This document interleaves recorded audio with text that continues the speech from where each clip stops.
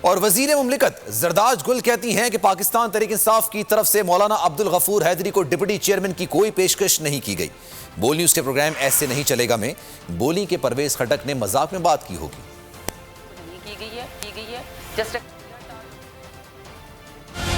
ہماری طرف سے کوئی آفر مولانا غفور حیدری صاحب کو نہیں کی گئی ہے، جسٹ ایک فلر تھا جو کہ ایک باہر نکلتے ہوئے جو ہے صادق سنجرانی صاحب کے پاس، چونکہ خٹک صاحب بھی موجود ہے اور وہاں کینڈیڈیٹ ہے ان کا وہاں پہ بنتا بھی ہے، تو وہاں پہ مذاقن شاید مولانا غفور حیدری صاحب کے ساتھ بات کی، وہ تو وہاں پہ بڑے مسکرا رہے تھے۔ دیکھیں میں تو اگر پھر ٹیکنیکلی تو پھر فضا یہ بات ممکن ہی نہیں ہے کہ ایک تو یہ کہ صادق سنجرانی صاحب چونکہ ہماری کینڈیڈیٹ ہے، بلوچستان کو ہم نے نمائندگی دینی اور وہ انشاءاللہ جیت جائیں گے، تو یہ ایک اور کینڈیڈیٹ تو بلوچستان سے ہو ہی نہیں سکتا۔ یہ تو مطلب صحیح فیل ہوتا ہے۔ صادق سنجرانی صاحب کو ایک ایج حاصل ہے کہ چونکہ وہ چھوٹے صوبے کو ریپرزینٹ کرتے ہیں،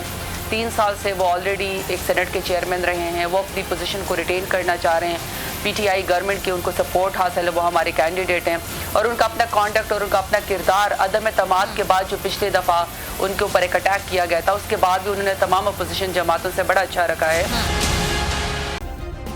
سبسکرائب کریں اور بیل دبائیں تاکہ کوئی خبر رہ نہ جائے۔